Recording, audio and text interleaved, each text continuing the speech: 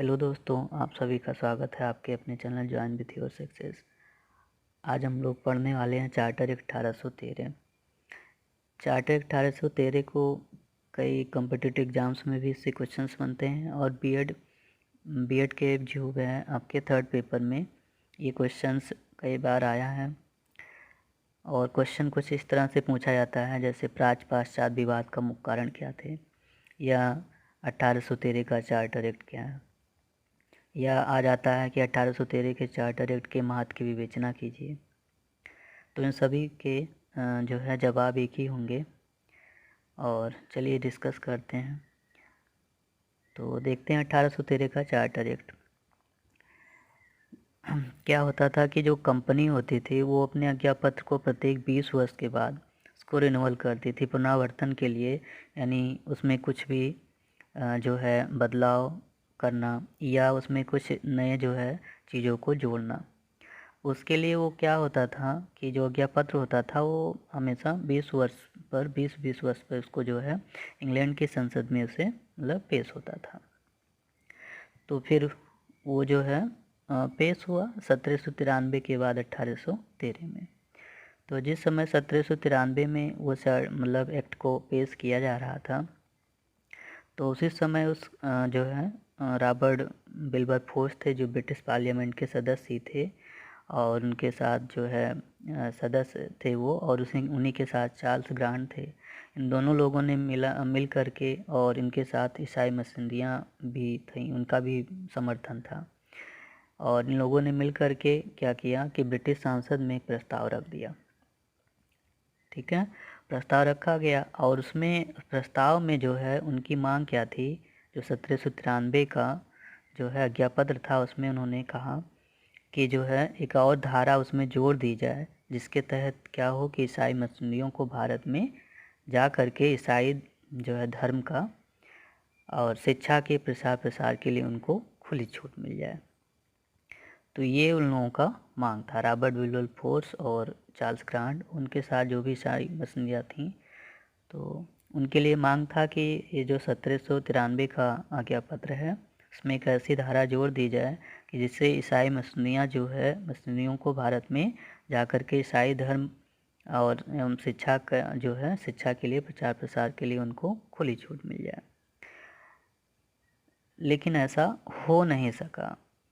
इस प्रस्ताव में 1793 का जो चार्टर एक्ट था उस प्रस्ताव में हुआ क्या कि इन्होंने मांग तो की कि जो है ईसाई मिशनरियों को भारत में आकर के और ईसाई धर्म और शिक्षा के प्रसार के लिए छूट मिले। लेकिन हुआ क्या कि इस जो है 1793 में ही चार्टर एक्ट का जो है समर्थन नहीं हुआ, विरोध हो गया। और विरोध होने पर, और विरोध और कोई नहीं बल्कि उसी संसद के में ही एक और दूसरे सदस्य थे जिनका नाम था रेंडल जैक्सन। इन्होंने जो है इस मांग का विरोध कर दिया, और इसके बाद में अब विरोध होने की वजह से जो रॉबर्ट विल्बरफोर्स थे और चार्ल्स ग्रांट, इनके प्रयास जो है उस बार तो असफल रहे और प्रस्ताव जो है पारित नहीं हो सका। किंतु इन्होंने जो है अपना प्रयास नहीं छोड़ा, और निरंतर प्रयास के बाद फिर 1793 के बाद 20 साल बाद फिर वही चीज़ें कंपनी का फिर से जो है पुनर्वर्तन होने लगा आज्ञापत्र का, और उसके तहत फिर से जो है 20 साल बाद यानी 1793 के बाद फिर 1813 में पुनः जो है आज्ञापत्र को जब पुनर्वर्तन करने के लिए जो है संसद में पेश किया गया, तो इस बार क्या हुआ कि अधिकतर सदस्यों ने जो है उनका समर्थन किया। किसका?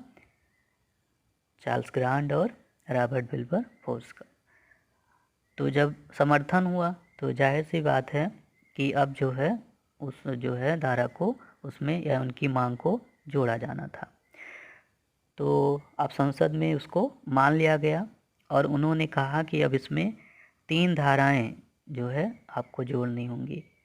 जो 1813 का जो है चार्टर एक्ट था उसमें अब 3 धाराएं जोड़ी गई, और उसमें उनकी पहली मांग थी पहली मांग ये थी कि पहली मांग इनकी ये थी कि किसी भी यूरोपीय देश में, कोई भी यूरोपीय देश हो, उसमें ईसाई मसीहियों को भारत में प्रवेश करने से रोका ना जाए और उनको पूरे जो है मतलब अपने धर्म का, ईसाई धर्म का प्रचार प्रसार की पूरी छूट दे दी जाए। ये उनका पहला मांग था। दूसरी मांग उनकी ये थी कि ईस्ट इंडिया कंपनी का अब यह उत्तरदायित्व होगा कि वह अपनी जो भी मतलब शासित प्रदेश हैं, ठीक है, उसमें शिक्षा की व्यवस्था करें। क्योंकि अब वो काम भी उन्हीं को लेना था, तो कंपनी के लिए ही तैयार करना था, तो कंपनी का दायित्व होना चाहिए कि वो जहाँ तक उसका शासित प्रदेश है वहाँ तक वो शिक्षा की भी व्यवस्था करें। और तीसरी जो मांग थी उनकी वो ये थी कि प्रतिवर्ष कम से कम 1 लाख रुपए की धनराशि साहित्य के रखरखाव और विकास के लिए जो है, भारतीय विद्वानों के प्रोत्साहन के लिए और भारत में जो ब्रिटिश शासित लोग हैं उनके विज्ञान का ज्ञान कराने के लिए दिया जाए। तो 1 लाख रुपए धनराशि की 1 लाख रुपए धनराशि की मांग की गई साहित्य के रख रखाव के लिए, विकास के लिए और भारतीय विद्वानों के प्रोत्साहन के लिए, और भारत में जो ब्रिटिश शासित जो है लोग हैं उनको विज्ञान का ज्ञान कराने के लिए। तो ये 3 मांगे थी उनकी। पहला मांग ये था कि भाई यूरोपीय देश में जो मिशनरियाँ हैं उनको भारत में प्रवेश करने से रोका ना जाए और धर्म, उनके अपने ईसाई धर्म के प्रचार प्रसार के लिए उनको पूरी छूट दे दी जाए। दूसरी मांग उनकी ये थी कि ईस्ट इंडिया कंपनी का अब ये उत्तरदायित्व होगा कि वो जहाँ तक उसके जो है शासित प्रदेश है वहाँ तक वो शिक्षा की व्यवस्था करे। और तीसरी मांग ये थी उसकी कि जो है 1 लाख रुपए की धनराशि साहित्य के रख रखाव पर और विकास पर और भारतीय विद्वानों के प्रोत्साहन के लिए और जो ब्रिटिश जो है शासित लोग को जो है विज्ञान का ज्ञान कराने के लिए दी जाए। तो ये 3 मांग जो है 1813 के चार्टर एक्ट में रखा गया और उनको ये 3 मांग जो है मिला भी। तो धारा 43 में क्या हुआ कि जो 1 लाख रुपए की धनराशि, भाई वो दोनों चीज़ें तो मान ली गई और जो तीसरा केस था 1 लाख रुपए की धनराशि साहित्य के रख रखाव पर, उस चीज़ को धारा 43 में इस चीज़ की जो है उल्लेख कर लिया गया, जो कि तीनों केसें मानी गई, तीनों उनके बातों को रखा गया। और तो उसमें जो धारा 43 में वर्णित था 1 लाख रुपए की धनराशि, उसको लेकर के काफ़ी आगे मतभेद हो गया। मांग तो उनके थे रॉबर्ट विल्बरफोर्स और चार्ल्स ग्रांट और ईसाई मिशनरियों का, तो उसको 1813 में, हालांकि कोशिश वो 1793 में किए थे, लेकिन उस बार उनको जो है लोगों का समर्थन ना मिलने के कारण विरोध हुआ और पास नहीं हो सका।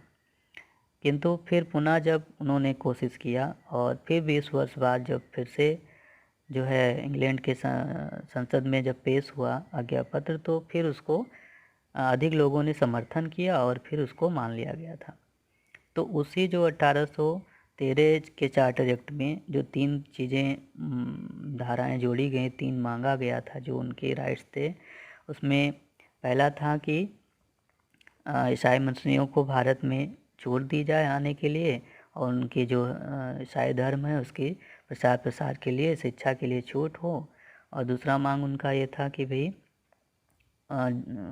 कंपनी जो है वो अपना क्या करेगी कि उसका उत्तरदायित्व होगा कि अपनी जो है शासित प्रदेशों में शिक्षा की व्यवस्था करेगी और प्रतिवर्ष कम से कम 1 लाख रुपए, तीसरा मांग था वही कि 1 लाख रुपए जो है साहित्य के रख रखाव और विकास तथा भारतीय विद्वानों के प्रोत्साहन और भारत के ब्रिटिश शासित लोगों के विज्ञान पर खर्च कराएं। तो ये जो धारा 43 में वर्णित था 1 लाख रुपए धनराशि का खर्च, और इसी को लेकर के काफ़ी भ्रांति हो गई कि भाई 1 लाख रुपए की जो धनराशि है उसको प्राच्य शिक्षा पे खर्च किया जाए या पाश्चात्य शिक्षा पे खर्च किया जाए। इसीलिए क्वेश्चन को इस तरह से भी पूछा जाता है, ठीक है। इसीलिए स्टार्टिंग में ही हमने बताया था कि क्वेश्चन इस तरह से पूछा जाता है कि प्राच्य तथा पाश्चात्य विवाद के मुख्य कारण क्या थे। तो यही 1813 का जो चार्टर एक्ट था, इसी के तहत जो है 1 लाख रुपए की धनराशि का जो है मांग रखा गया था और इसी में जो शिक्षा की बात आई थी उसी को लेकर के लोगों में मतभेद हो गया था कि भाई 1 लाख रुपए की धनराशि प्राच्य शिक्षा पे खर्च होगी या पाश्चात्य शिक्षा पे खर्च होगी। और परिणाम यह हुआ कि कंपनी द्वारा खर्च किए जाने वाली 1 लाख रुपए की धनराशि का कोई निश्चित नीति नहीं बन पाई और वह जो है 20 वर्षों तक यानी कि 1833 तक यह रकम जो है हर वर्ष जो है विभिन्न रूपों में खर्च होती रही। लेकिन भारतीयों की शिक्षा का जो स्वरूप, माध्यम तथा व्यवस्था कैसी हो, इस संदर्भ में जो है 2 विचारधाराएं उभर के सामने आ गई। पहली थी प्राच्यवादी वर्ग और दूसरा था जो है पाश्चात्यवादी वर्ग। प्राच्यवादी वर्ग में वो आते थे जो कंपनी के वरिष्ठ और अनुभवी अधिकारी थे। उन लोगों ने धारा 43 में जो वर्णित था साहित्य शब्द के अंतर्गत 1 लाख रुपए की जो खर्च की बात, वो जो है भारतीय साहित्य तथा भारतीय विद्वान शब्द से आशय जो है भारतीय भाषा, साहित्य, ज्ञान, विज्ञान का ज्ञान रखने वाले व्यक्तियों से लेते थे कि भाई जिनको भारतीय साहित्य का जो है ज्ञान है, ज्ञान विज्ञान का जो ज्ञान है, उनसे उनका मतलब था। वो जो 1 लाख रुपए की जो बात हुई थी धारा 43 में, वो भारतीय विद्वान से लेते थे और कहते थे प्राच्यवादी वर्ग के लोग चाहते थे कि भारत में जो है जो भारतीय भाषाएं हैं, संस्कृत है, हिंदी है, अरबी है, फारसी है, इन सब के माध्यम से शिक्षा की व्यवस्था की जाए और जो कुछ उदारवादी भारतीय हैं उनको पाश्चात्य ज्ञान विज्ञान का भी सामान्य ज्ञान जो है कराया जाए। तो इस तरह से प्राच्यवादी वर्ग के जो लोग थे उनका फोकस था भारतीय साहित्य पर, भारतीय जो है भाषा पर। लेकिन इसमें कई लोगों का सबका अपना अलग अलग जो है दृष्टिकोण था, तर्क था। इसके माध्यम से सब लोगों ने अपना अलग अलग तरीके से उसको बताया। कुछ लोगों ने जो है भारत के हित में थे, कुछ लोग तो भारत के हित में भी सोचते थे। वे कहते थे कि भारत की अपनी जो संस्कृति है, उसकी संस्कृति की रक्षा के लिए जो है हमें अभी इनका जो माध्यम है, वो भाषा का जो माध्यम है, साहित्य है, वो साहित्य ही रहना चाहिए और ज्ञान विज्ञान के माध्यम से जो है इनको शिक्षा देना चाहिए, यानी अंग्रेजी शिक्षा को बढ़ावा नहीं देना चाहिए। ऐसा जो है उन्होंने अंग्रेजी शिक्षा की बात नहीं की। उन्होंने कहा कि इनकी जो साहित्य है, इनका जो ज्ञान विज्ञान है, इसी की शिक्षा देना इनके लिए श्रेष्ठकर है। कुछ लोग ब्रिटेन के पक्ष में थे, इसी में कुछ लोग ब्रिटेन के पक्ष में थे। वो यह सोचते थे कि भारतीयों को अगर भारतीय भाषा के माध्यम से तथा भारतीय ज्ञान विज्ञान की शिक्षा देना जो है ब्रिटिश सरकार की सलामती के लिए उपयुक्त नहीं होगा। यहाँ तक कि जो प्रिंसेस महोदय थे, उन्होंने कहा कि जो भारतीय पाश्चात्य भाषा ज्ञान विज्ञान की शिक्षा के योग्य है ही नहीं। उन्होंने कह दिया कि जो भारतीय पाश्चात्य भाषा और ज्ञान विज्ञान की शिक्षा के योग्य है ही नहीं। विल्सन महोदय ने कहा कि पाश्चात्य भाषा ज्ञान विज्ञान की शिक्षा देने से भारतीयों में अंग्रेजी शासन के जो प्रति विरोध शुरू हो जाएगा। और कुछ का तर्क था कि इनका ज्ञान प्राप्त करके वह हमारे बराबर हो जाएंगे, यानी अंग्रेजी जो है शिक्षा को ग्रहण करके हमारे बराबर हो जाएंगे। कुछ का तर्क था कि भाई इन्हें अगर पाश्चात्य शिक्षा देने से क्या होगा कि यह हमारी सत्ता को उखाड़ फेंकेंगे और इनको भी हम ज्ञान हो जाएगा, वो चीज़ें समझने लगेंगे। सारी चीज़ें पहले जो कंपनी के सारे कागजात होते थे वो सब जो है सारा जो है इंग्लिश में होता था। तो चीज़ें जब लोग समझने लगेंगे, उस भाषा को समझने लगेंगे, जानकार होंगे, तो फिर उनके कंपनी के लिए खतरा हो सकता था। तो कुछ लोगों का ये भी तर्क था कि पाश्चात्य शिक्षा देने से क्या होगा कि हमारी सत्ता को उखाड़ फेंक, जैसा कि अमेरिका में हो चुका था। तो इस तरह से आपने जो है अभी देखा जो है प्राच्यवादी विचारधारा। अब बात करते हैं पाश्चात्यवादी। तो इस वर्ग में जो है कंपनी के युवा अधिकारी आते थे। देखिए अभी हमने जो है प्राच्यवादी वर्ग की बात किया था, तो उसमें जो है कंपनी के वरिष्ठ और अनुभवी अधिकारी आते थे। और इसमें जो है आपका पाश्चात्यवादी में इस वर्ग में कंपनी के युवा अधिकारी आते थे। ये लोग साहित्य का जो अर्थ है वो पाश्चात्य साहित्य से ले रहे थे, यानी अपनी अंग्रेजी शिक्षा से। ये चाहते थे कि भारतीयों की शिक्षा का माध्यम अंग्रेजी हो। इनको पाश्चात्य भाषा साहित्य का ज्ञान कराया जाए तथा कुछ ईसाई धर्म के कट्टरपंथी इस शिक्षा को अनिवार्य कराना चाहते थे। अब इस वर्ग से संबंधित लोगों के द्वारा भी अपने अपने तरीके से पाश्चात्य शिक्षा का समर्थन किया। इसमें भारतीयों के हित में कुछ लोग ऐसा सोच रहे थे और या मान रहे थे कि इससे भारतीय आधुनिक ज्ञान विज्ञान से परिचित होंगे और उन्नति करेंगे। कुछ लोग का मानना था कि भाई इससे जो भारतीय हैं वो ज्ञान विज्ञान सीख करके और वो और उन्नति कर पाएंगे, विज्ञान से परिचित होंगे और उन्नति होगा उनका। ब्रिटेन के हित में भी कुछ लोग चाहते थे, ये तो भाई मतलब भारतीयों के हित में था कि इसे विज्ञान की भाषा को सीख करके और आधुनिक तरीके से ज्ञान को ग्रहण करके और उन्नति करेंगे। कुछ ब्रिटेन के हित में भी कुछ लोग सोच रहे थे कि भारतीयों को पाश्चात्य भाषा साहित्य ज्ञान विज्ञान की शिक्षा दी जाए। उन लोगों का उनके लिए अपना अलग तर्क था। वो सोचते थे कि भाई इससे पश्चिमी भाषा संस्कृति का विकास होगा। ये लोग थे जो ब्रिटेन के हित में सोचते थे। और भी कुछ पॉइंट्स है कि कुछ लोग ऐसा सोचते थे कि इससे घनिष्ठ कर्मचारी वर्ग की पूर्ति होगी। कुछ लोग भारतीयों को अंतःकरण से अंग्रेज बनाना चाहते थे, मतलब कि वो चाहते थे कि इनको पूर्ण रूप से अंग्रेज बना दिया जाए, तन मन धन से हर तरीके से उनको भारतीयों को अंग्रेज बना दिया जाए। कुछ लोग इसलिए पाश्चात्य शिक्षा का समर्थन कर रहे थे क्योंकि वे मानते थे इससे ब्रिटिश शासन मजबूत होगा। कुछ लोग केवल इसलिए पाश्चात्य शिक्षा का समर्थन कर रहे थे क्योंकि वे मानते थे कि इससे ब्रिटिश शासन और मजबूत होगा। इस तरह से प्राच्यवादी विचारधारा और पाश्चात्यवादी विचारधारा में आपने देखा कि कुछ लोग वो मतलब भारतीय शिक्षा के समर्थन में भी थे, कुछ लोगों का मत था वो उनके विरुद्ध भी था। तो इसमें दो तरीके से यहाँ पे आपको दो विचारधारा में इसको जब ये बंट गया तो इस चीज़ का निपटारा हो नहीं पा रहा था। इसलिए इस विवाद का अंत करने के लिए क्या हुआ कि 1823 में यानी 1813 में आपका गठन हुआ था। लेकिन 10 ही साल बाद केवल 10 सदस्यों की टीम गठित की गई कि भाई इस चीज़ का निपटारा किया जाए, प्राच्य और पाश्चात्य चीज़ को, इस चीज़ के विभेद को हटा दिया जाए, ख़त्म किया जाए, क्योंकि बात वो अब ब्रिटिश सांसद तक पहुंच चुकी थी। तो इसीलिए वहाँ पे 10 सदस्यों की एक टीम गठित की गई और उसमें क्या हुआ कि इस टीम को बनाया गया कि भाई इस चीज़ का निपटारा किया जाए। लेकिन इसमें भी दो दल बट जाने के कारण मतलब इसका निवारण नहीं हो सका।